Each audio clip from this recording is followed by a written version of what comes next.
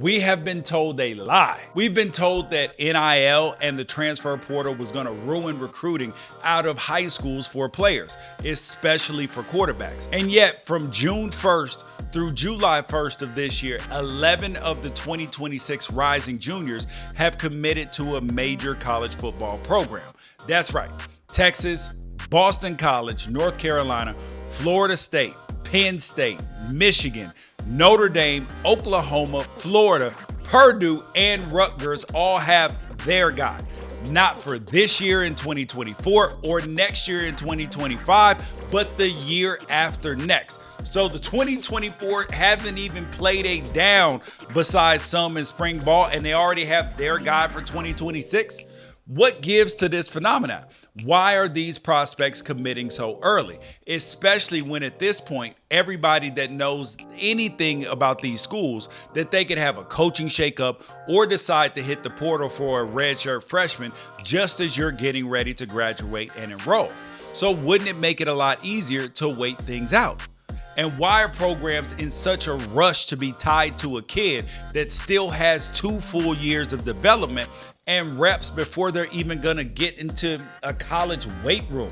Especially when that there are other kids that are going to bloom and blossom and may turn out to be better. Because recruiting is a lot like a game of musical chairs. The fear of scarcity keeps people from ever really feeling like they can be patient. And that's the same for schools and the kid. Now, 11 quarterbacks committed over a 30-day span, but if you look closer, you see that there was a domino effect at play. Noah Grubbs committed to Notre Dame back on June 1st. He had unofficially visited schools like North Carolina and Florida in the months leading up to his commitment. So remember, he can't even take an official visit yet, just unofficial visits. And you had to think that when Grubbs committed, these schools were going to ramp up the pressure to lock somebody else in. It was literally only about an hour until Florida landed a commitment from in-state 4-star Will Griffin. And as of last week, North Carolina had found their guy in dual threat Zayd Lott out of Charlotte. And what about the teams that offered both Grubbs and Griffin, like Michigan? Well, they made sure not to go 0 for 3 on Florida prep quarterbacks, and they got a commitment from Brady Hart on June 18th. But Hart had unofficially visited Penn State, and they had offered him as well.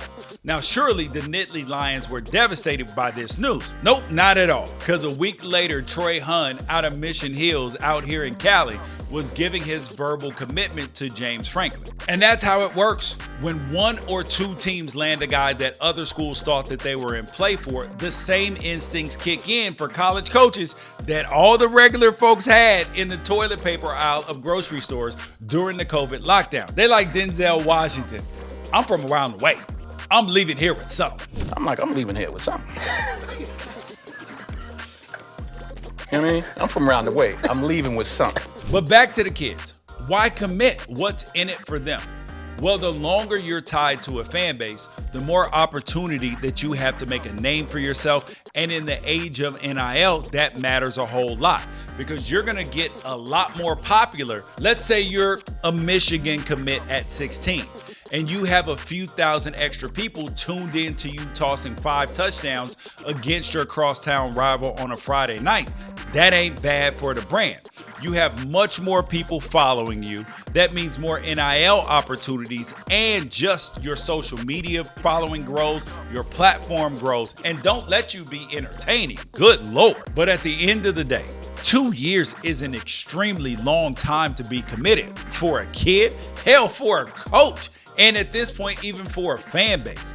And I understand why these kids are committing so early and why the coaches would take a kid's commitment before they've ever even played a single varsity snap as an upperclassman. But that doesn't mean I think the trend is good. Only time will tell if these commitments work out. When you think about the sheer number of juniors and seniors who will come out and blossom and be really good and either get missed through the cracks, or These kids from 2026, coaches realize they're not quite as good as they thought they were, and they want one of these kids that played as a junior or senior.